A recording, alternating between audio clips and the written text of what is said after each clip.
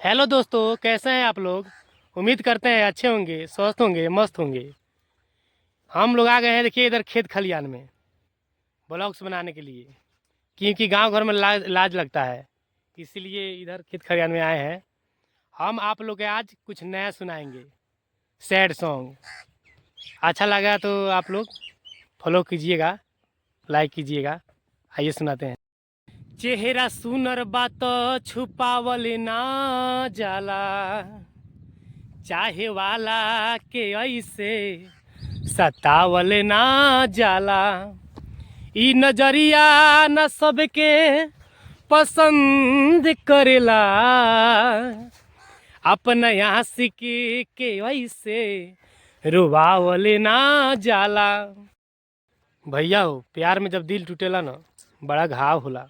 वैसे ही एगो लड़का के दिल टूटल बा, तो लड़किया से कैसे सुना होता। कहियो कोरवे में बीतते रहे रात हो, अब का बनेलू अने जान, जब से गईलू बनमुआ के साथ हो। अब का बनेलू अने जान, जब से गईलू बनमुआ के साथ हो। अब का बनेलू अने जान।